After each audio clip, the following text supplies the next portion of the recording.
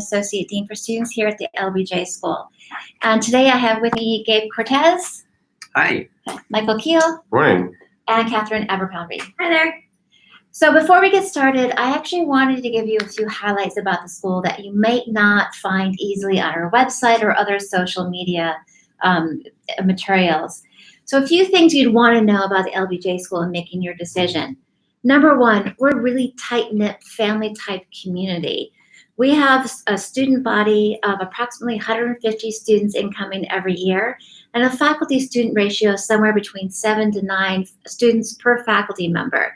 That means small classes, plenty of opportunities to get to know your peers, and to work very closely with all of your teachers.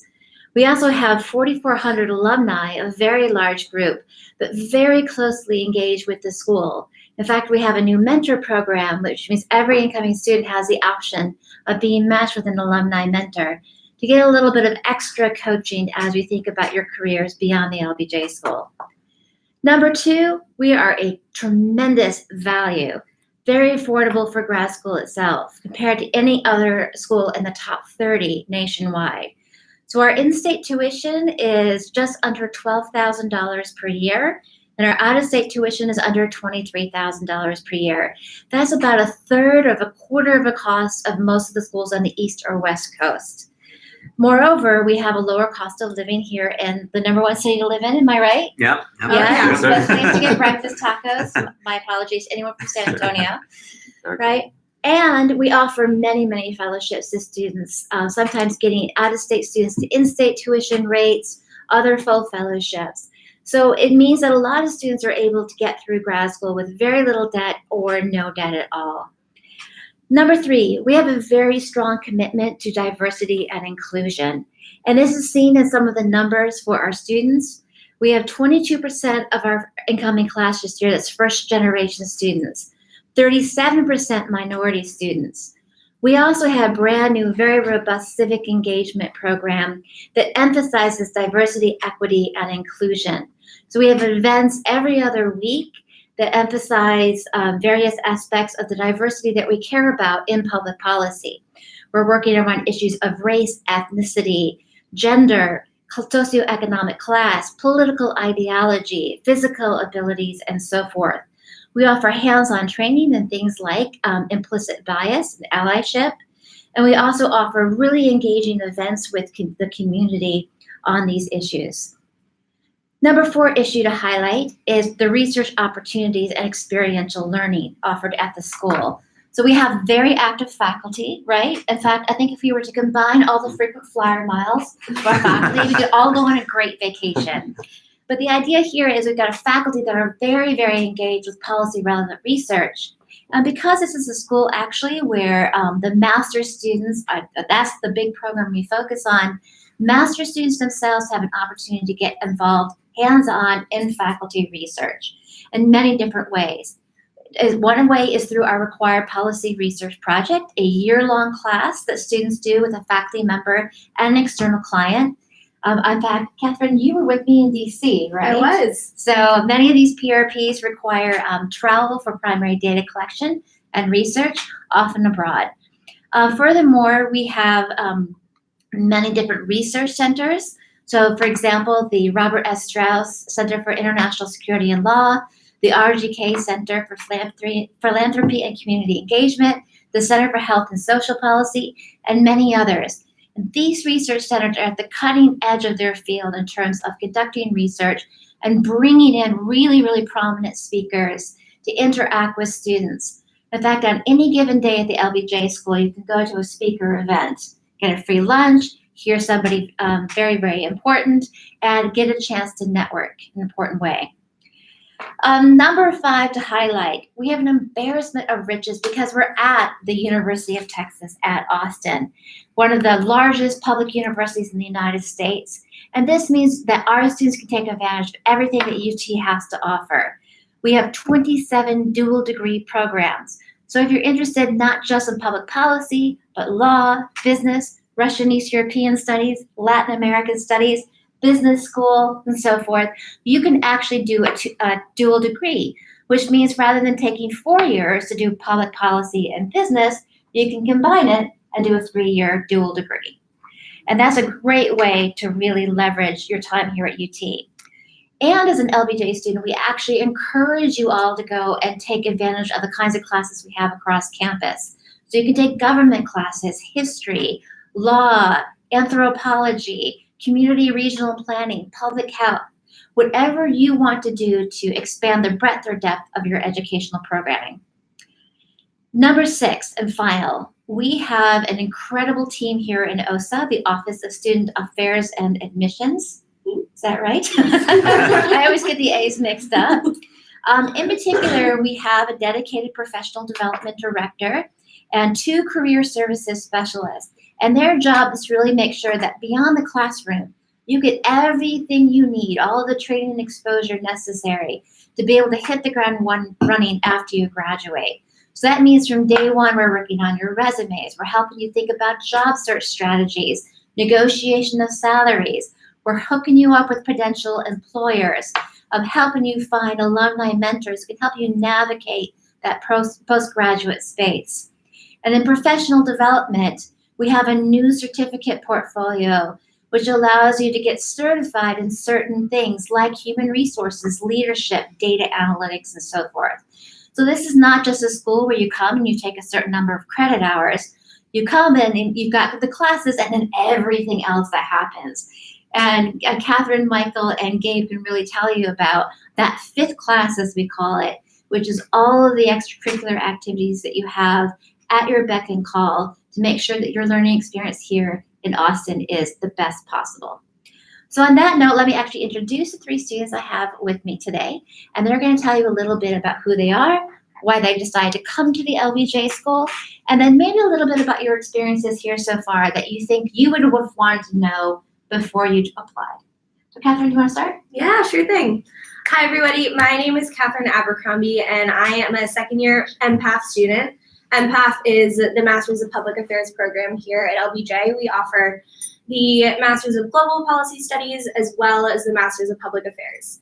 And I'm sure that a lot of you know that, but if you didn't, now you do. So I am currently focusing in public management and finance, but that interest actually evolved since I came to LBJ. And that's one of the things that I wish that I knew before I came to LBJ, that your policy interests and what you want to do with this degree really can evolve and change.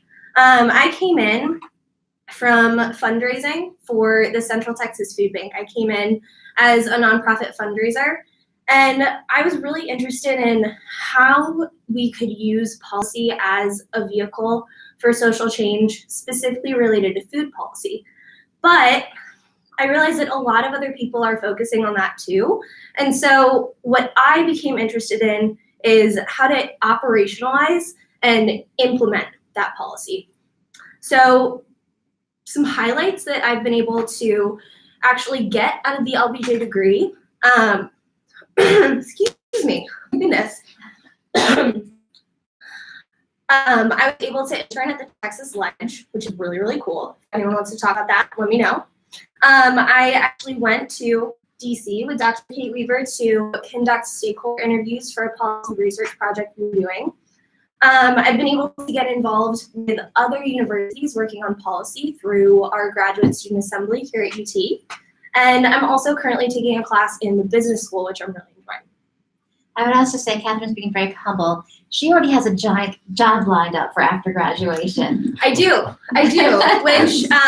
which is focused on, which is really an entire evolving journey from where I was a year ago. So this time a year ago, I really thought that I was going to focus on policy, working for an elected official. I realized that becoming interested in how to operationalize and implement policy, I was attracted to the government consulting world, and I will be going to do that after graduation. Yeah. And partially as a result of an internship you did as part of our program. That's right. Wait, that's great. Hey, Michael. Sure. Good morning. Hopefully I'll be projecting enough for the camera. My name is Michael Keel. I have been at UT for a couple months now at the Global Policy Studies program at the LBJ School. I can just talk a little bit about why I chose this program over several others. since most viewers will probably be in that time period choosing where to apply. So I applied to like 10 schools, which is too many, and I don't know if I recommend doing that, but looking at all the curricula that they offered, a lot of them didn't necessarily have a lot of flexibility once you got in. So it was really important to me. I wanted to continue studying Russian. I started learning it a bit after graduating college, where I was a German major, but was more interested in Eastern Europe and Eurasia, and a lot of other programs didn't let you actually study like a language while you were in the school. So I thought it didn't really make sense for me to study international policy without studying the language. And so I think there's a lot of flexibility here to pursue what you want. You can do a dual degree program. They have a lot of foreign language funding as well, if you're interested in that, through the Department of Education Foreign Language and Area Studies fellowships that the school administers. And so UT has a bunch of those, which I encourage y'all to look up. And then I think it was one of the only ones where the research project was for like a client as well, and where students had the opportunity to travel abroad and use field work in that consulting project. So that was a big selling point for me. And I think to echo what Kate said, when I visited in April for Accepted Students Weekend, I really felt like the school was forward thinking in terms of diversity and instituting programming and change around that. Meeting the faculty and like the fellow students on that weekend was a big reason that I decided to come. So some of it was more like analytical, some of it was more just the feelings I was getting when visiting. And then the last one, which I think is important, was UT just has a more generous financial model for grad students. So our tuition is a lot less expensive than the undergrads. It's something to think about. They have a huge endowment and are willing to, I guess, put their money to really good research and good programs go forward that are accessible to students, whether you're in state or out of state. And that's how I ended up here. Specific. Yeah. Excellent. Gabe. Great. Hey, everybody. My name is Gabriel Cortez. I am a first-year student here with the Master of Global Policy program. Yeah, so I've been here about 2 months, thinking back to the thought process that led me here. Last October, last November, I was in the same position, right? Every potential grad student finds himself in like, okay, I'm looking for a program, looking for a university. Where am I going to go? The possibilities seem kind of endless.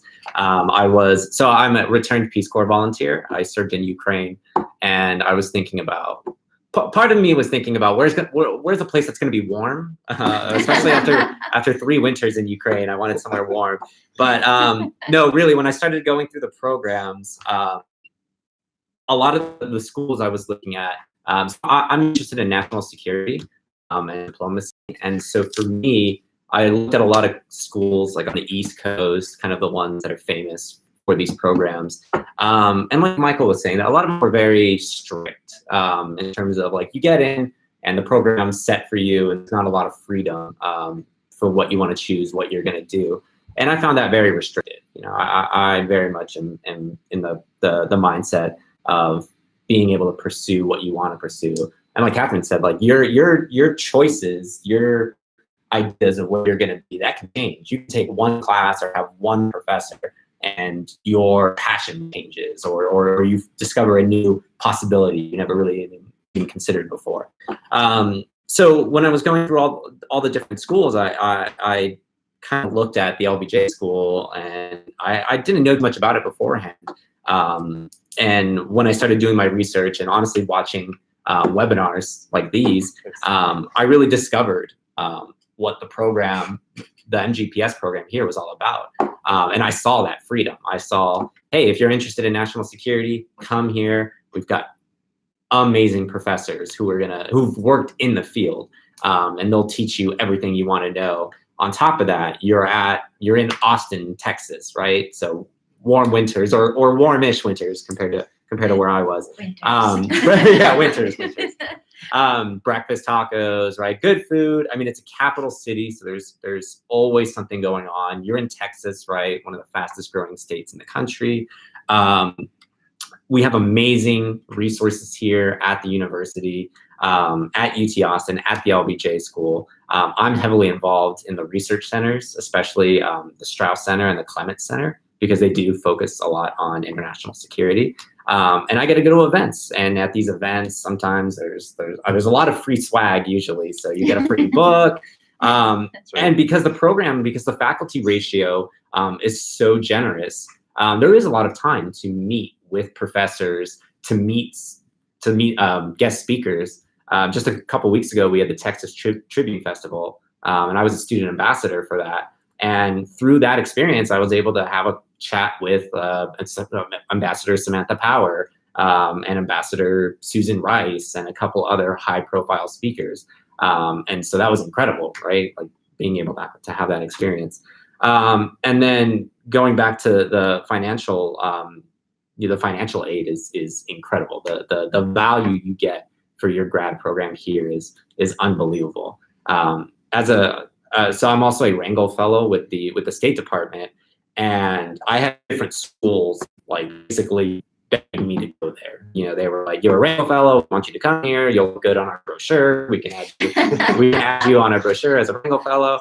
And there were some great offers, you know, nationwide. But when I looked at the programs themselves, again, they were strict. They were kind of just this one-dimensional look. And here at the LBJ School, in the 2 months that I've been here, I walk down the hallway and I hear people talking about healthcare policy, national security, domestic issues, foreign issues. There's all different kinds of topics and backgrounds, and the cohort here is just incredible. The faculty is incredible. Staff, everybody's just great, very supportive of each other. So I can't speak highly enough of the school. Thank you. Wonderful. So on that note, I'd like to open it up to questions from those of you online. And Amy over here, she's off screen hiding from us, but she'll read questions as they come through. And I'll warn you, I'll just keep talking if you don't ask questions. And any of these guys will tell you that's probably not something you want to happen. It's kind of like filling heads. Dr. Kate Weaver has great stories, but we can talk about our own She's stories great. as She's well great. as questions come in. Why don't, as we wait for questions to come in, if y'all each want to talk about maybe a class you're taking right now that's Sure, of particular yeah. interest to you? Sure.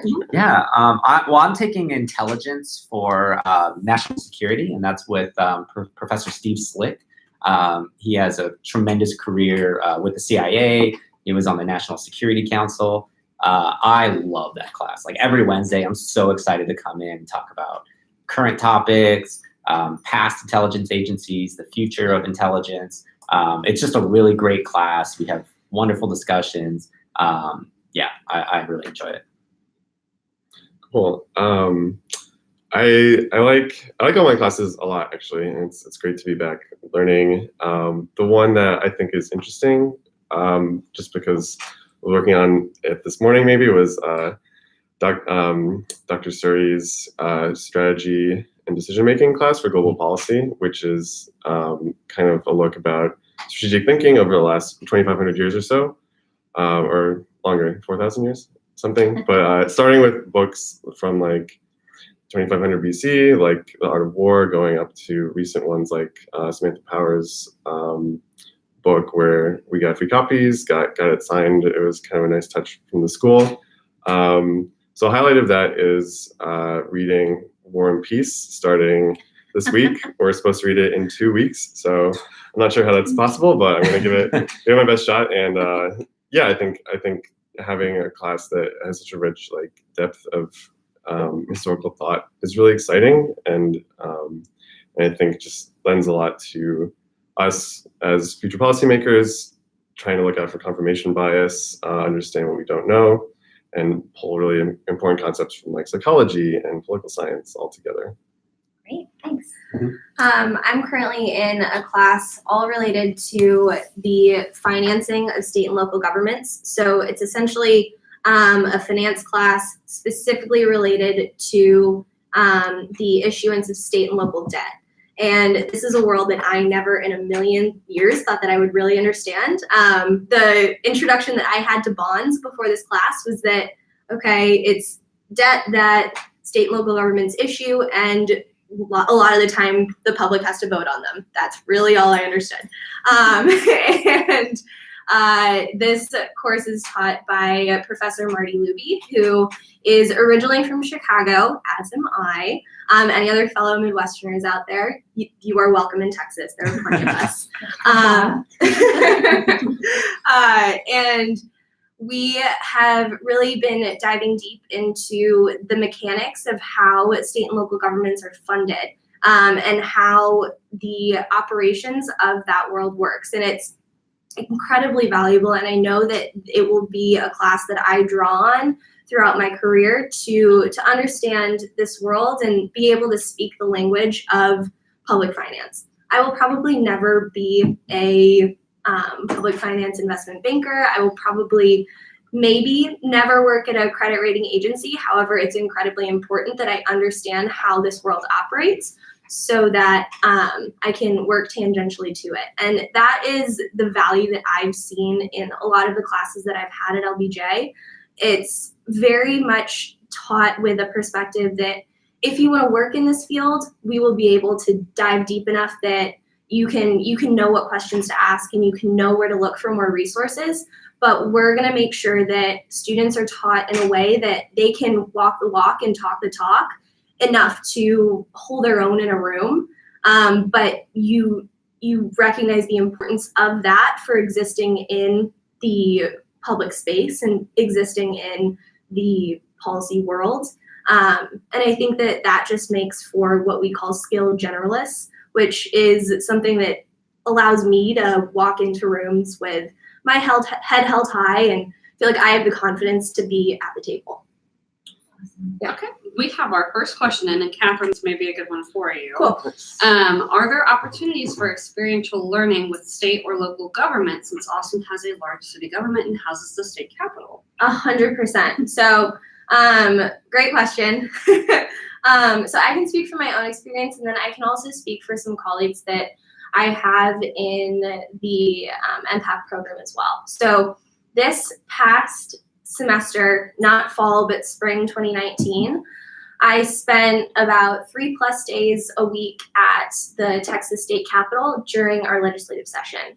So for those who don't know much about Texas state government, this was a shock to me when I moved to Texas. I found out that the Texas state government, the Texas state legislature convenes once every other year, which means that working during session for a state legislature, either a representative or a senator, it's an absolutely wild ride because about 2 years worth of policy needs to be voted on and analyzed throughout the course of about 5 months and change. And then on top of that, the fact that these sessions convene once every other year, that's just fewer positions and fewer opportunities to go and intern or work under what we call the pink dome.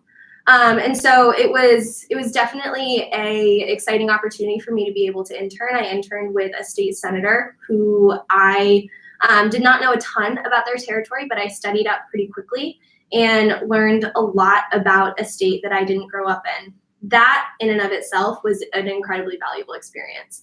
On top of that, I got to work on some really interesting pieces of legislation, one of which, so I was on the Senate side, but our House version of the bill actually got passed, and it was related to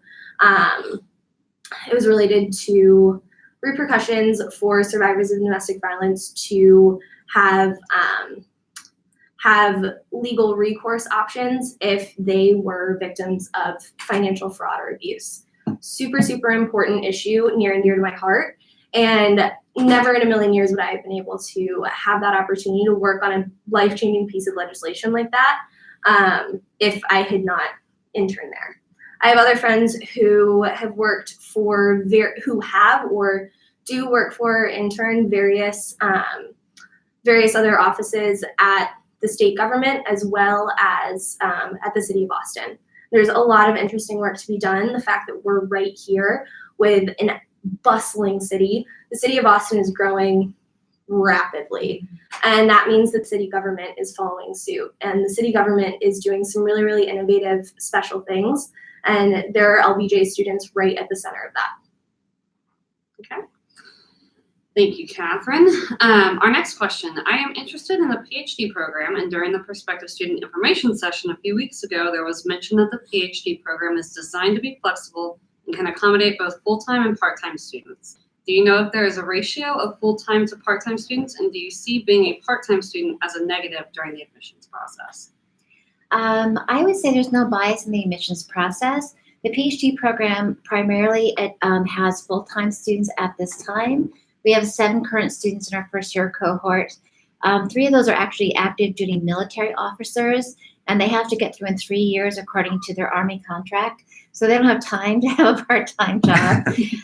And the rest are international students, and they actually have visa restrictions that don't allow them to work part-time. But there's no any sort of disincentive or any reason to believe that a part-time student can't do well in the PhD program. It's highly flexible because it's only 30 credit hours. Those 30 credit hours can be stretched over a number of years. Many of them are taken as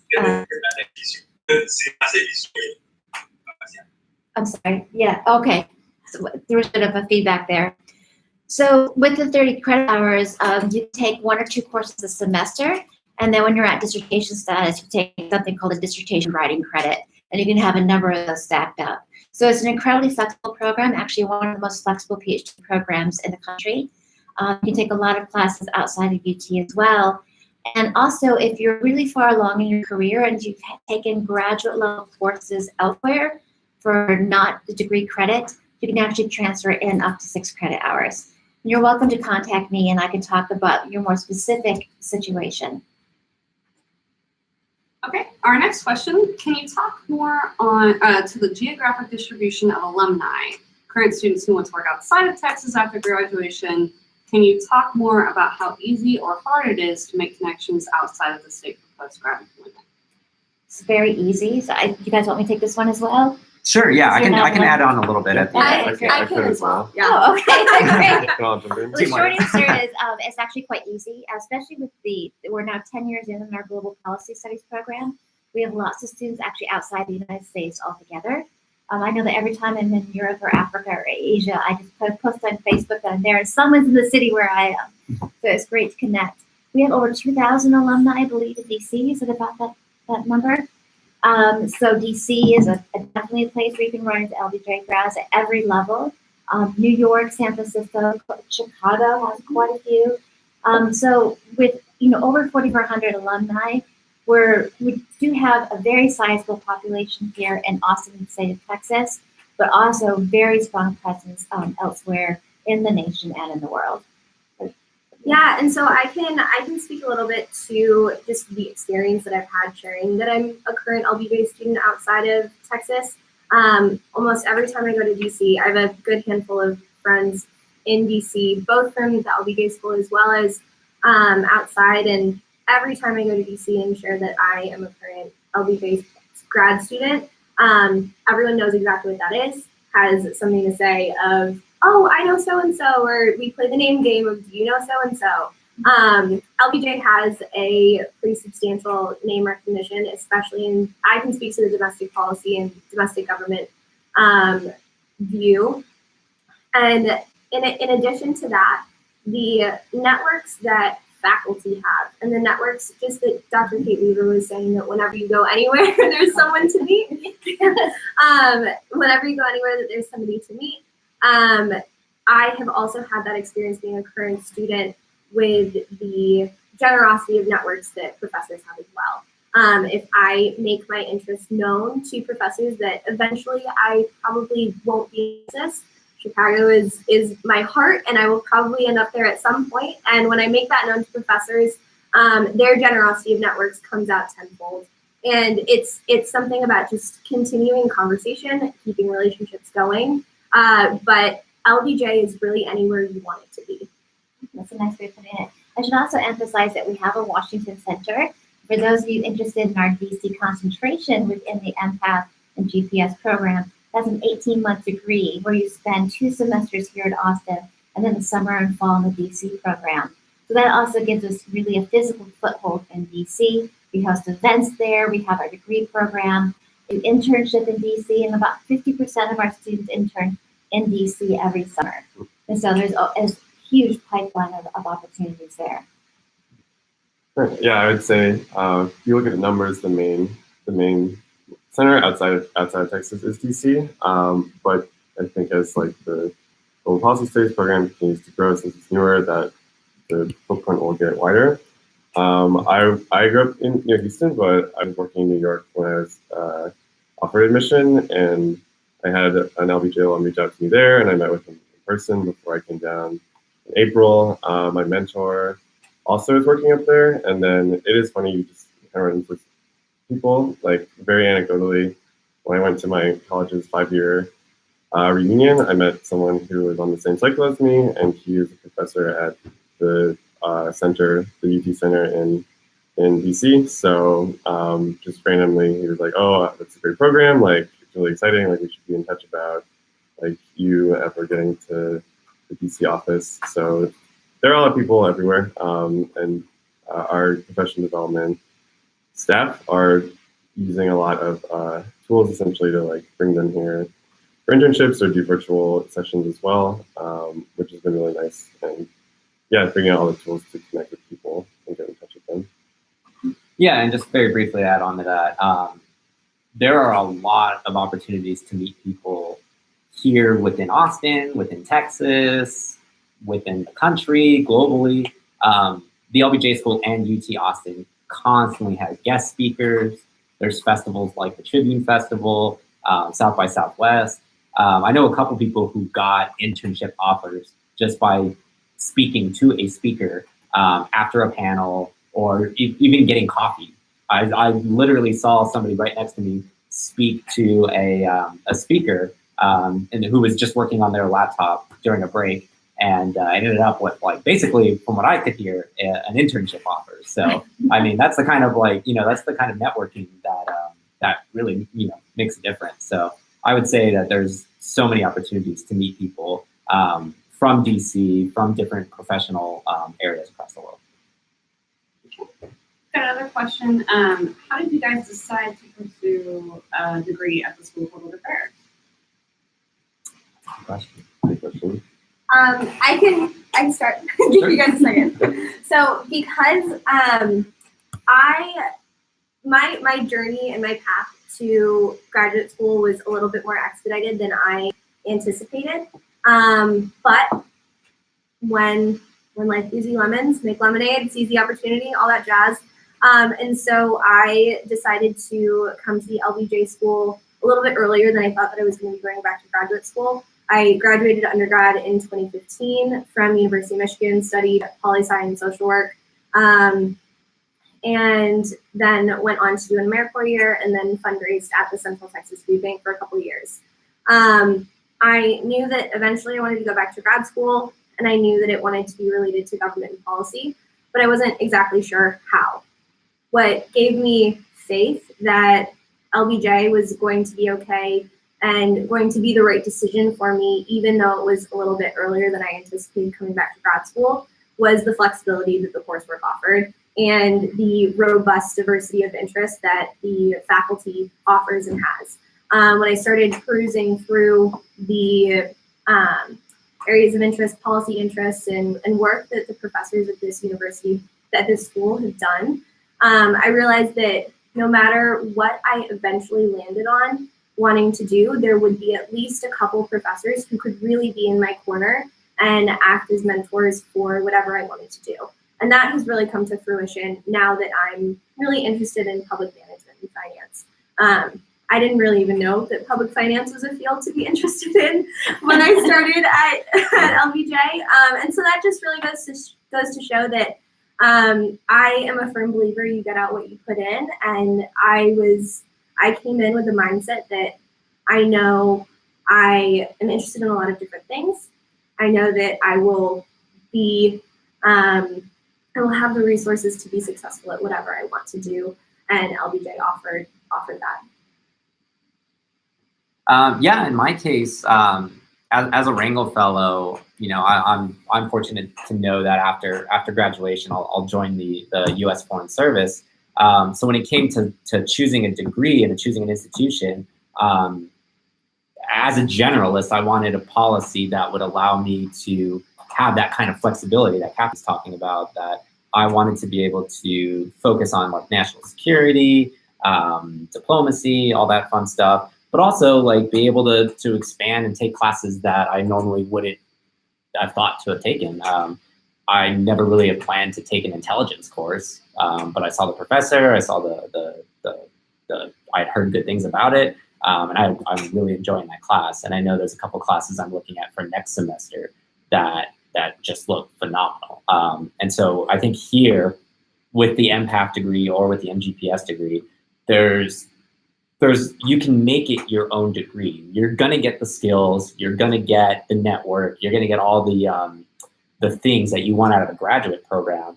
But it really is putting as much as you want into it. If you want to go to extra lectures, what Pat Wong calls the fifth classroom, right? Making sure that you're active in school, right? That you're part of a committee, or that you're attending lectures, or that you're auditing classes that, you know, might not even be in your program. But there's just so much academic stimulation here. There's so much going on every single day that it really does allow you to pursue new interests, kind of reinforce what you already know you want to learn. And honestly, that's why I chose this degree. I'll just say one thing. If you're someone who may be waffling between applying to a public policy or public affairs program versus a political science degree or a history or law school, God forbid, right? Here's a couple of things to keep in mind. A traditional academic field prepares you for an academic career, and that has relatively narrow options. A public policy degree by design can take you both directions. It can get you really prepped well to enter a PhD program, and about 15% of our students do go on to a PhD program, or in most cases, you enter into a wide variety of policy-related professions in the public sphere, nonprofit, non-governmental, and in the private sector. And that's probably one of the little-known things about public policy schools is a number of students who actually take that and at some point in their career work for the private sector. So you think about those groups that have corporate social responsibility, public relations arms, external affairs, need policy analysts to do risk assessments and so forth. They need workers with those public policy credentials. So we have sort of a broader set of opportunities than you may find in a more traditional program. And I would say in terms of law, right now we do have a dual degree with law. So if you can't make up your mind, my advice is start at the LBJ School and then apply to the UT School of Law. A really excellent program. It's 4 brutal years of your life, but it's an excellent dual degree. Right, and the buildings are right next to each other. So They are. it's easy to get. Yes, that's true. Yeah, I would say I used to work as a paralegal and contemplated doing an academic degree as well. I'm really happy that I chose a public affairs school versus like an IR school or like an area studies program, just because I think my personal interests weren't necessarily conducive at that moment to doing like a master's degree or a PhD about a really specific topic, and I wanted to really like learn and take in a lot more. I might apply to do a dual degree with Russia and Eastern European and Eurasia, so like I might have that in my future anyway. But before I didn't really want to give up that flexibility to like know which I could do whatever industry I was interested in, and essentially have a professional degree that's really forward-looking. So one of the great things here at UT is that you can just kind of walk into lots of different trainings in things like GIS or Stata or R. And if I was doing law school, like no one would want me to do GIS ever. And even if I was doing area studies or something to that effect, it would be harder to work it in. So I think like there's just so much opportunity for you to still learn new things and then take that whichever direction that you want to go. And I have a yes and to all of this as well. This really clicked when I was here for Admitted Students Weekend, all the way back in spring 2018. Crazy. The kind of students that this degree program and that this school attracts is really, really interesting because we've got folks, especially on the Masters of Public Affairs side, we've got folks who are interested in utilizing their degree for something on the private sector. We've got folks who dream of being the executive director of a nonprofit. We've got people who have been executive directors of nonprofits. We have people who dream of being an elected official one day, or working for an elected official, or running a government agency. And so all of those different perspectives that make up the ecosystem that is social impact in our country, it's really, really valuable to have those different perspectives in a classroom when you're talking about anything, whether it be public management, to refugee policy, to anything. I think that having those different perspectives in the classroom discussion with the students means that we are able to understand certain issues more holistically and come at it from different sides, so that trains us to be thinking that way down the line when we're actually the ones calling the shots.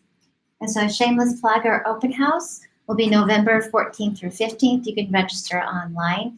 And I think a lot of you, did you all attend an open house? I was doing Peace Corps, so I wasn't you were able in to. Ukraine. In spirit, yeah. In spirit, I was there. You came to an open house? Yes.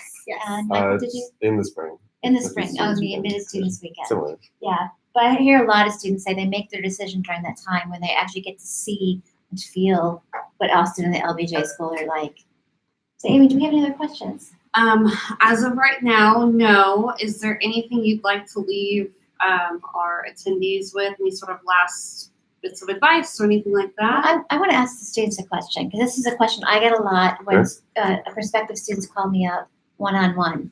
And that is, how would you describe the culture of the LBJ School and how the LBJ School may be different from other public policy programs they may be looking at? No, that's great, because that's actually what my last words were going to be. The culture here is amazing. I think, honestly, when I was considering schools and when I was looking at the different programs, there were a lot of great programs, a lot of great schools. But when I was thinking about what the culture was, and I spoke to the MGPS graduate advisor, Dr. Rade, about this before I accepted the offer. We were speaking about the culture of LBJ, and he was like, honestly, this is a really great school because people support one another, and students support each other, faculty support each other, and it's not like he had gone to an East Coast school that I won't go named, and he didn't say this, but what I've heard about this particular school was that it was very cutthroat, very, I guess, it didn't foster a collaborative experience. And the 2 months that I've been here, it's the complete opposite of that. People are very friendly. People are very interested in what you're working on. Everybody just hangs out. We go to festivals together, or we go and have a happy hour. We go and work on group projects together. And it's really a collaborative environment. And I don't feel like I have to hide my research from anybody, or that I have to, that I'm like, oh, I don't work with them, or the MPAF students, I don't work with them. It's not like that at all. Everybody here is just so friendly. And it's Texas, of course, so people are just very friendly, very just willing to work with you on just about anything. So that honestly was a huge incentive for me to come to the LBJ School. Yeah, I feel quite similarly. I think the advantage here is that it's a small community. It's a little bit over 300 students, but you have the resources of a school with I think 40,000 people at UT. So, and we have our own little nice corner on the edge by the library, which is great. But I echo that when I came to visit, I met a few professors here.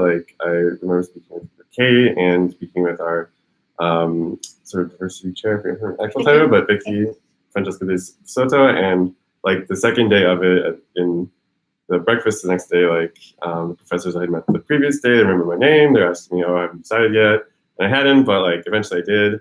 Yeah, and it's a great feeling to like come into school and like know that you recognize everyone who's here, and it's not like some other schools I visited where the incoming class was like 1,000 students and there was like one advisor for a couple hundred people, which was not, to me, that appealing, especially just thinking about making an adult decision and thinking like what's going to be the best for my future. So I think it does feel like a family. And there's, a lot of great ethos being around, connected to the school and the legacy of LBJ, where it was the first time we really had like a huge social policy drive in the United States, what that means for like our country, other countries. And the alumni that come back, like Stacey Abrams, have had great talks about continuing that effort. And that's what I really find inspiring about being here. Definitely. I echo all of that. The student body is incredibly supportive and it's a two-way street. I'm a second year now. And as Kate mentioned, I do have a position locked down. The firm that I'll be going to work with is called Deloitte. And there are quite a few first years who are really interested in the firm and what government consulting even looks like. The amount of coffees I've had in the first 2 months of this academic year about that one experience and interning at the Ledge and just what it's like to be a student at LBJ. All those conversations are very open and flowing and free form, and sometimes it's that a first year will figure out how to get in contact with me and we'll actually schedule something. Sometimes it's also just we're sitting at a study table and we have a spare 20 minutes and we can sit down and chat.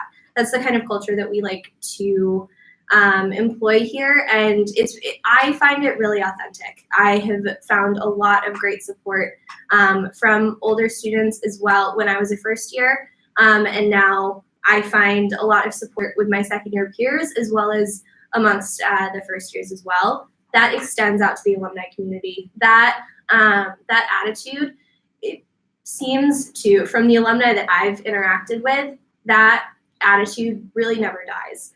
And it's an exciting thing. I have a question from our Instagram stories. What if you don't have any public policy background in your undergraduate studies? Well, that's why you're coming to grad school. Yeah.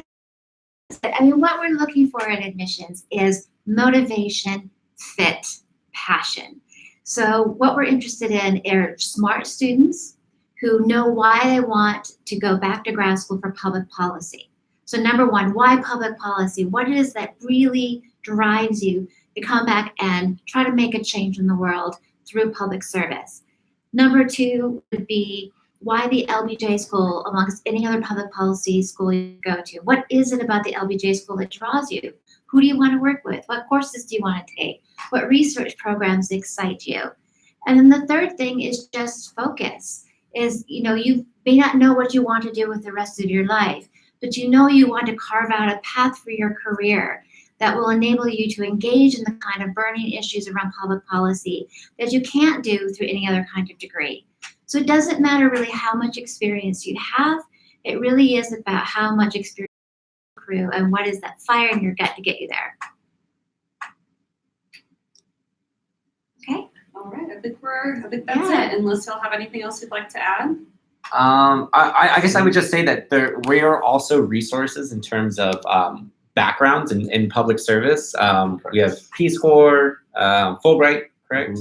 AmeriCorps. So we've got a huge amount of background and different experiences. So if you're alumni of that, this program, really is, I think we have like 6 RPCVs this year, Return to Peace Corps volunteers. I actually did the numbers. 32% of our incoming class this year did AmeriCorps, Peace Corps. Oh my gosh. Actually, that was not including Fulbright. It was just Peace Corps and AmeriCorps. I mean, Yeah, so your cohort is definitely in this shared your passion for public service. Exactly. Yeah, actually, shameless plug for AmeriCorps. Just the other week, we had the 25th anniversary. Yeah, it was here. Yeah. For AmeriCorps in this area around Central Texas and Austin. And that was a wonderful thing to have right outside our door. Yeah. We also have a lot of active duty and veteran military. Yes. which is great as well. That experience is invaluable to the classroom. Definitely. And as far as resources are concerned, I know that I can speak for myself. Don't want to put you guys on the spot, but we can be reached individually. Feel free to just go through OSA. What exactly is the email address? If you would like to connect with Michael, Gabe, or Katherine, feel free to email lbjadmit@austin.utexas.edu and we'll get you in touch with them. Yeah, happy to help. Yeah. Always happy to have a phone call or coffee or whatnot. And you can always call me as well. Again, my name is Kate. Everyone just calls me Kate because I don't like titles. And my email is ceweaver@austin.utexas.edu. And my office number is 512-232-3443. And I'd be very happy to talk to you about your decision to apply and how to apply as well. Can you leave your email one more time for us? Okay, email once more. ceweaver, that's WEAVER, @austin.utexas.edu. And if you can't remember that, just email the LBJ admit email and they will get you in contact with me. We would love for you to visit. We would love for you to call. This is a very welcoming place and you should definitely come and visit. All right. Thank you, guys. Great, thanks all. Thank you. Thank you, everybody. Have a good Take care. Monday. Recording has stopped. Thanks guys, you're doing great. Yeah, that's All right. right. Hopefully I didn't put my foot in my mouth. No problem. That's my fear.